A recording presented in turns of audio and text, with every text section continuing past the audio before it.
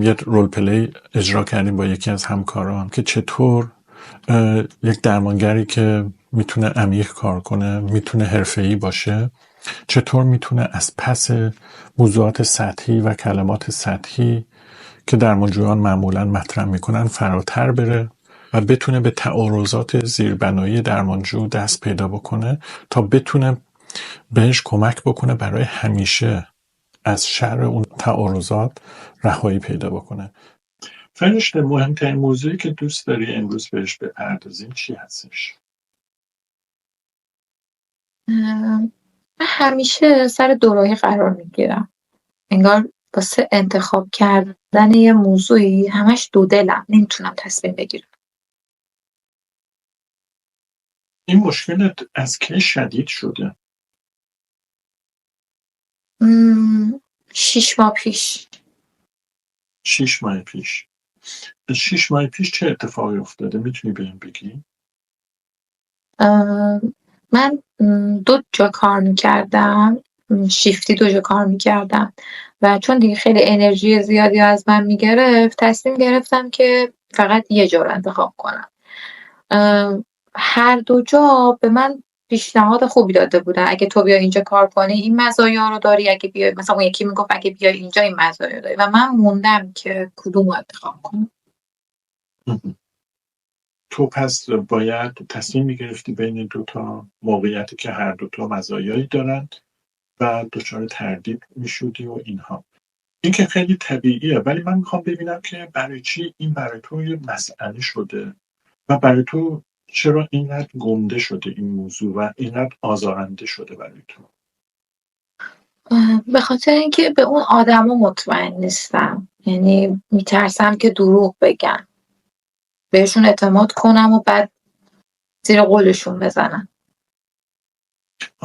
پس ما اینطوری متوجه میشیم که موضوع تصمیم گیری بین اون 2 تا ماجرا نیست، 2 تا موقعیت کاری نیست.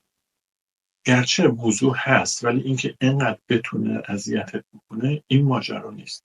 مسئله اینه که تو نمیتونی به آدما اعتماد کنی و این درست. باعث میشه که تصمیم گیری رو برای تو سخت‌تر بکنه، از حالت عادی تصمیم گیری رو برای تو سخت‌تر بکنه. حالا چی شده که نمیتونی به آدما اعتماد کنی؟ آیا فقط به این آدما نمیتونی اعتماد کنی یا تجربیاتی داری که باعث شده نتونی به آدما اعتماد کنی؟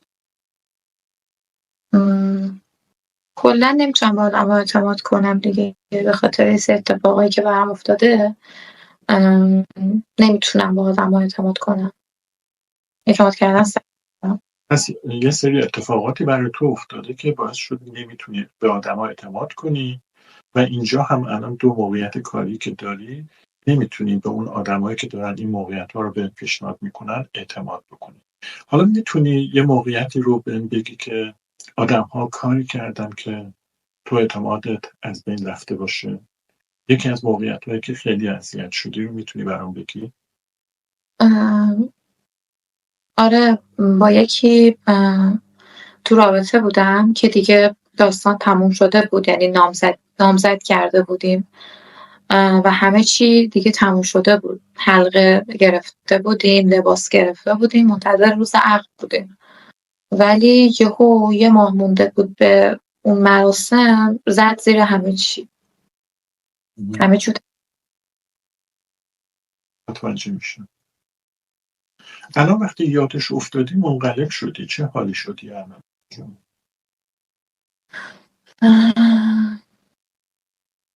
ناراحتم الان خیلی.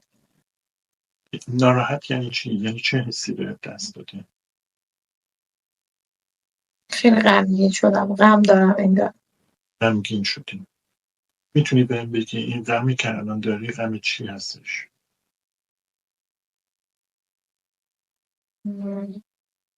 اینکه چرا باید ولم کنه. پس یه جورایی غم از دست دادن. آره. از دست دادن کسی که دوستش داشتی غمگینی. الان این غم تو بدنت کجا و چجوری داری حسش میکنی؟ تو قفسه سینه‌ام. من میبینم که خب تو غمگین هستی و غمت میگی تو قفسه سینت هست. غمی که تو قفسه سینه نشون میده که زیاد بروزش نمیخوای بدی و هی سرکوبش میکنی و سرت هم پایین هست. به من نگاه به نظر شما این نگاه نکردن چی رو نشون میده؟ نمیدونم. نگاه کردن چی رو نشون میده به نظر شما؟ ارتباط برقرار کردن. خب حالا وقتی نگاه نمیکنی یعنی چی؟ ارتباط نمیخوام برقرار کنم. یعنی از ارتباط و نزدیک شدن، صمیمیت فرار میکنی، فاصله میگیری. چه موقعی آدم از یه چیزی فرار میکنه؟ وقتی از یه چیزی بترسه. و چه موقعی آدم از یه چیزی میترسه؟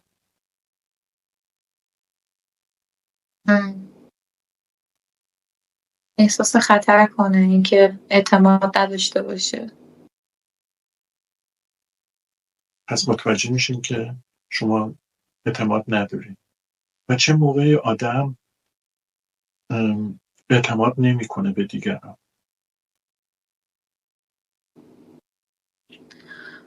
واسه خودم اینجوری بوده که وقتی یه ضربه بخورم دیگه نمیتونم اعتماد کنم و چون یه بار یه ضربه خوردم احساس میکنم که همه آدما قراره به من بالاخره ضربه بزنن. پس شما از آدما ضربه خوردی، آسیب دیدی و اعتماد کردی، آسیب دیدی و حالا باعث شده که نتونی اعتماد کنی، حتی اینجا در شرایط درمانی. با اینکه میدونی در شرایط درمانی تو میتونی راحت باشی و قضاوت و سرزنشی نیست، ولی با این وجود نمیتونی اعتماد کنی و ناخودآگاه از من فاصله میگیری. ولی وقتی شما از من فاصله بگیری و بخوای بین من و خودت دیوار قرار بدی، این باعث میشه که درمان به بنبست برسه. با این موضوع میخوای چی کار کنی؟ من اومدم اینجا که درمان شم. اگه میخوای درمان بشی باید بتونی احساساتت رو بروز بدی. میدونم راحت نیست، سخت، زمان میبره، ولی به هر حال باید بتونی این کار رو بکنی. بسیار خوب. حالا من میخوام بریم اون مورد خاصی که میگی اعتماد کردی و آسیب دیدی. حالا احتمالا موارد زیادی بوده. یکی از اون موارد اصلی رو میخوام ببین. میتونی بیشتر توضیح بدی چه اتفاقی افتاده؟ خب ما بعد از کلی سختی بالاخره تونستیم همه چی رو فراهم کنیم برای اینکه مراسم عقدمون رو انجام بدیم. میگم حتی حلقه انتخاب شد، لباس انتخاب شد، تقریبا میشه گفت 70-80% کار انجام شده بود و منتظر اون تاریخه بودیم. تا اینکه یه روز یهویی گفت همه چی تمومه.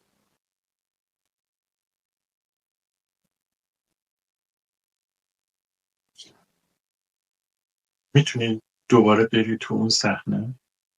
اون صحنه که یه دفعه گفت همه چی تمومه. میخوام دوباره تو زمان و مکان سفر کنی، بری اونجا. من داشتم باهاش چت میکردم و بهش پیام دادم که خب تاریخ رو مشخص کردیم، چون منتظر بودیم که یه تاریخی رو مشخص کنیم. گفتم تاریخ رو مشخص کردیم با کلی ذوق و شوق. یهو پیام داد گفتش که نمیشه. گفتم چی نمیشه؟ گفت همه چی تمومه.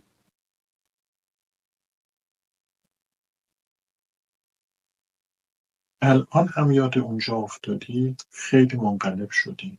چه حالی شدی؟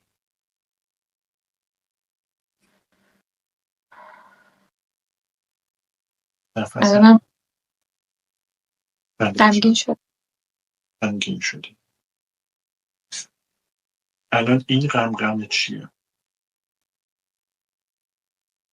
اینکه چطور توی یه لحظه میشه همه چی رو تموم کرد. چجوری میتونه من از دست بده یا من از دستش بدم. یعنی دوباره غم از دست دادن. الان این غم رو تو بدنت کجا و چجوری احساسش میکنی؟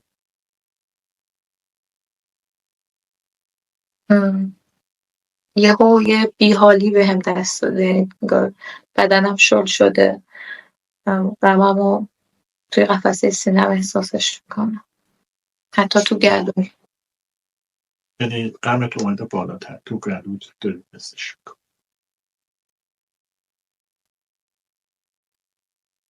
خب فرشته، ما دیدیم که خیلی غمگین بودی به خاطر اون ماجرا و تمام شدن اون رابطه و اینکه حس کردی همه چی رو از دست دادی و غمت رو دیدی.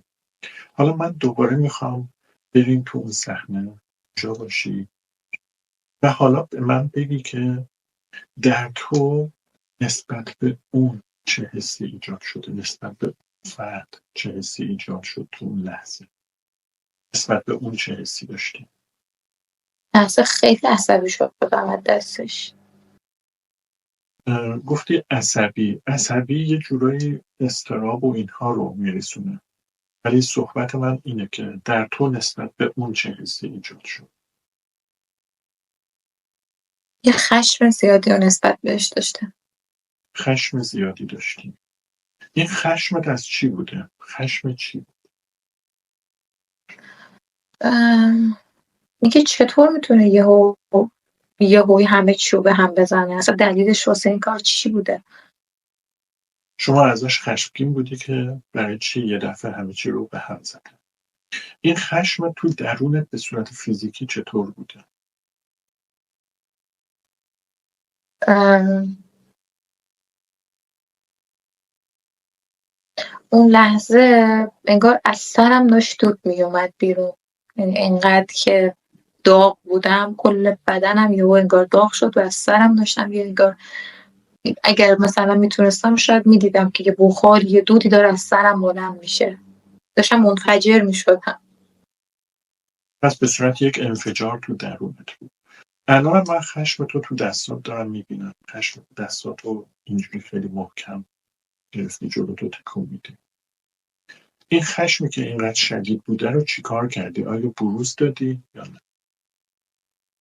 نه، هیچ کاری نکردم. اون لحظه که پیامش رو دیدم، همون لحظه گفتم یعنی چی داری میگی؟ اینو گفتم و حتی گوشی رو گذاشتم پایین و نمیخواستم دیگه سمت گوشی برم و هی راه رفتم. یعنی خشم تو بروز ندادی، خشم تو درونت موند و این خشمی که تو درونت موند چه اثری روی تو گذاشته؟ خیلی عصبی تر شدم بعد اون داستان دیگه. تحمل شنیدن حرف هیچکی رو ندارم. یکی به من بگه پاشو از اینجا برو اونجا بشین، داد میزنم. خیلی دیگه حس میکنم عصبی شدم نسبت به آدمای دور اطرافم. پس متوجه میشیم که خشمی که از اون داشتی رو بروز ندادی، ریختی تو خودت، عصبی تر شدی و بعد گاهی اوقات هم روی آدمای دیگه خالی میکنی. حالا من میخوام بریم اونجا این خشم تو دوباره ببینیم. موافقی؟ شما گفتی که وقتی خشمگین شدی مثل یه انفجار تو درونت بود. بعد گفتی گوشی رو هم انداختی پایین، درسته؟ گوشی رو چطوری انداختی پایین؟ همینجوری گوشی شروع. رو پرت کردم رو مبل. گوشی رو پرت کردی. پس یه جورایی خشمت رو روی گوشیت هم خالی کردی. این خشم اون لحظه بیشتر کجای بدنت بود؟ اون انفجاری که گفتی انفجار چی بوده و بیشتر کجای بدن؟ هم تو پاهام هم تو دستام حسش میکردم. گوشی رو پرت کردم و خیلی سریع از جام پا شدم. تو دستات چی بوده؟ یه انرژی خیلی زیادی. پس اون انفجار یک انفجار انرژی بوده و بیشتر تو دستات و پاهات بوده و سریع از جات بلند شده. خب حالا من میخوام تصور کنی، تجسم کنی که اون لحظه اون دم دستت بود و تو خشم تو کنترل نمی کنی. در نظر بگیر که خیلی قوی هستی، مثل سوپر وومنی و اون دم دستت هست و هیچ چیزی جلوتو نمیگیره و تو خشم تو میتونی روش خالی کنی من میخوام ببینم که در واقع میخوایم یه تصویرسازی ذهنی داشته باشیم. تو خیلی قوی هستی، هیچی جلودارتون نیست، سوپر ایگوت هم جلوتون نمیگیره و تو میری به سمتش و خشم تو به صورت فیزیکی روش خالی میکنی. میخوام ببینم چی کار میکنی باش. رول پلی دوم رو هم دیدیم. همونطور که پیش از این گفتم، فرشته دانشجوی کارشناسی ارشد روانشناسی هستش و در کارگاه آموزشی من شرکت میکنه. اونجا رول پلی داشتیم و رول پلی خوب از آب در اومد و گفتیم که ویدیو بگیریم تا دوستان بیشتری بتونن ازش استفاده بکنن. پیش از این گفتم که پرسش آغازین اهمیت زیادی داره، برای اینکه تمام فرایند درمان رو میتونه تحت تاثیر قرار بده و تمام کلماتش حساب شده هستش. اینکه مهمترین مشکلی که دوست داری بهش بپردازیم چی هستن و تاکید میکنیم اینجا بپردازیم، یعنی من و تو با هم، یعنی تاکید میکنیم بر مشارکت و همکاری و مسئولیت درمانجو. نباید همه مسئولیت ها به گردن درمانگر بیفته. من همیشه سر دوراهی قرار میگیرم، انگار واسه انتخاب کردن یه موضوعی همش دو دلم، نمیتونم تصمیم بگیرم. بعد از اینکه مشکلش رو بیان میکنه میگه که خب من نمیتونم تصمیم گیری بکنم، این مسائل تو تصمیم گیری مشکل دارم. ببینید اینجا ظاهراً یه مشکل سطحی داره مطرح میشه و درمانگران مبتدی یا درمانگرانی که خیلی حرفه‌ای نباشن یا حتی ممکنه حرفه‌ای باشن ولی تکنیک‌های استفاده بکنن که تکنیک‌های سطحی باشن، ممکنه بیان اینجا بخوان بهش راه حل نشون بدن که نه، تصمیم گیری کاری نداره، تو باید این کار رو بکنی، اون کار رو بکنی، راه حل بهش نشون بدن. ولی تو درمان پویشی و داینامیک ما سعی میکنیم فراتر از این بریم و بریم پشت پرده، ببینیم در پشت پرده چه اتفاقی داره میفته که این دچار این تردیدها میشه. اولین قدم برای اینکه بتونیم عمیق‌تر بشیم و عرض درمان رو کمتر بکنیم و عمیق‌تر بشیم، بهش میگیم که این مشکل شما از کی شدید شده. این مشکلت از کی شدید شده؟ 6 ماه پیش. 6 ماه پیش. 6 ماه پیش چه اتفاقی افتاده؟ میتونی بهم بگی؟ من 2 جا کار میکردم، شیفتی 2 جا کار میکردم و چون دیگه خیلی انرژی زیادی از من میگرفت، تصمیم گرفتم که فقط یه جا رو انتخاب کنم.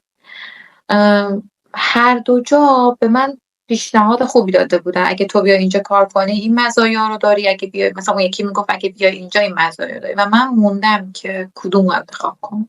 این که خیلی طبیعیه، ولی من میخوام ببینم که برای چی این برای تو یه مسئله شده و برای تو چرا اینقدر گنده شده این موضوع و اینقدر آزارنده شده برای تو. به خاطر اینکه به اون آدما مطمئن نیستم، یعنی میترسم که دروغ بگن، بهشون اعتماد کنم و بعد زیر قولشون بزنم.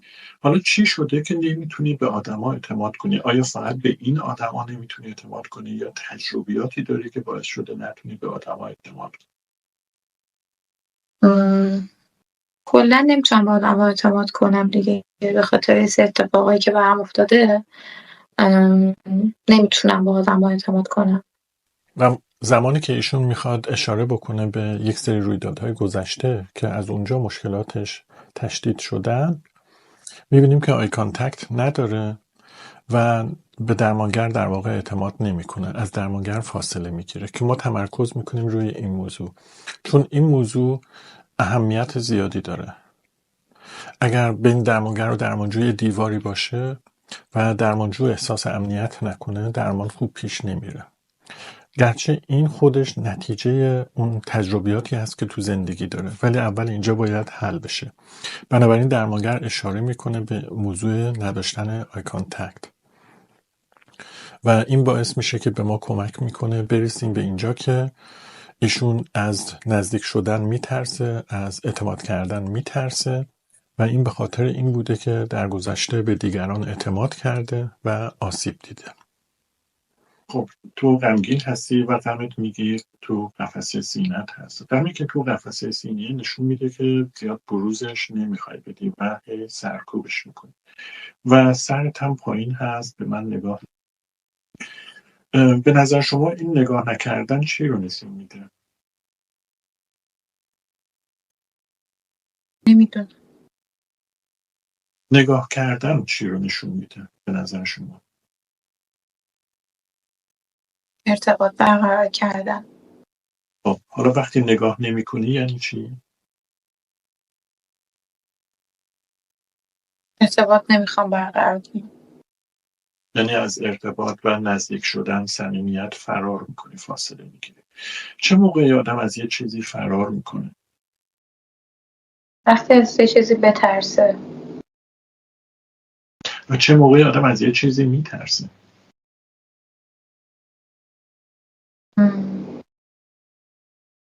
احساس خطر کنه، اینکه اعتماد نداشته باشه.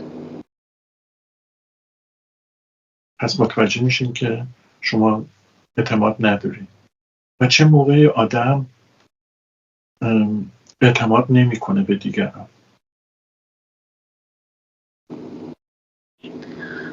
واسه خودم اینجوری بوده که وقتی یه ضربه بخورم دیگه نمیتونم اعتماد کنم و چون یه بار یه ضربه خوردم احساس میکنم که همه آدما قراره به من بالاخره ضربه بزنن.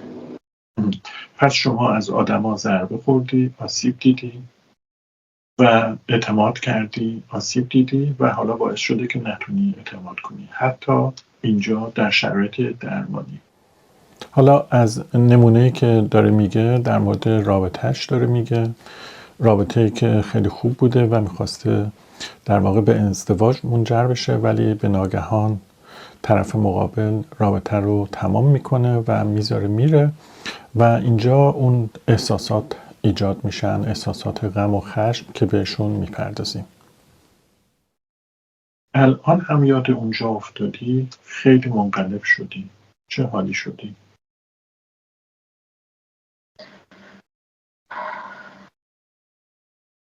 الانم غمگین شد.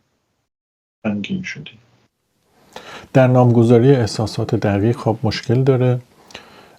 قبلا هم گفتم که برای اینکه بتونه احساسش رو خوب تجربه بکنه باید بتونه خوب نامگذاری بکنه. بنابراین ما سعی میکنیم کلمات کلی و مبهم رو کنار بذاریم، خوب بتونه نامگذاری کنه. میگه غم داره، بعد میپرسیم غم چیه تا اون معنایی که در داخل غم نهفته هستش رو بکشیم بیرون و بعد اینکه غمش رو در بدنش چطوری تجربه میکنه و همه اینها کمک میکنه که تجربه احساساتش تسهیل بشه. الان این غم چیه؟ اینکه چطور توی یه لحظه میشه همه چی رو تموم کرد. چجوری میتونه من از دست بده یا من از دستش بدم. یعنی دوباره غم از دست دادن. دوباره برای اینکه احساساتش رو بیشتر تجربه بکنه تو زمان و مکان سفر میکنیم، میریم اونجا، سعی میکنیم محیط رو زنده بکنیم، کجا بوده، چه اتفاقاتی افتاده. حالا سعی کردیم تو ویدیو خلاصه تر باشه، ولی تو جلسه درمان خیلی دقیق سعی میکنیم محیط رو بازسازی بکنیم تا احساسش رو بیشتر تجربه بکنه. خب احساسی که دیگه که اونجا هست احساس خشم هستش و خشم دوباره از چی هستش؟ برای اینکه بیشتر اون معنا و پیام رفتار طرف مقابل براش روشن بشه و اینکه خشم رو تو بدنش چطور تجربه کرده. حالا من دوباره میخوام بریم تو اون صحنه، جا باشی و حالا به من بگی که در تو نسبت به اون چه حسی ایجاد شده، نسبت به اون فرد چه حسی ایجاد شد تو اون لحظه، نسبت به اون چه حسی داشتی؟ لحظه خیلی عصبی شدم از دستش. گفتی عصبی یه جورایی اضطراب و اینها رو میرسونه، ولی صحبت من اینه که در تو نسبت به اون چه حسی ایجاد شد؟ یه خشم زیادی رو نسبت بهش داشتم. خشم زیادی داشتی. این خشمت از چی بوده؟ خشم چی بود؟ اینکه چطور میتونه یهو یهویی همه چی رو به هم بزنه؟ اصلا دلیلش واسه این کار چی بوده؟ حالا اینجا میپرسم که خشم تو بدنش چطوری حس کرده به صورت فیزیکی، که میگه به صورت یک انفجاری بوده و بعد موبایلش رو پرت کرده. با تمرکز روی این جزئیات و اون واکنش ها ما میتونیم بهش کمک کنیم که احساسش رو بیشتر تجربه کنه، تو بدنش بیشتر ببینه چطوری حس کرده و الان هم حس بکنه. اینکه در نهایت یه انفجار انرژی و قدرت بوده، موبایلش رو محکم پرت کرده ولی بروزش نداده، روی فرد مقابل خالی نکرده. شما ازش خشمگین بودی که برای چی یه دفعه همه چی رو به هم زده. این خشم تو درونت به صورت فیزیکی چطور بوده؟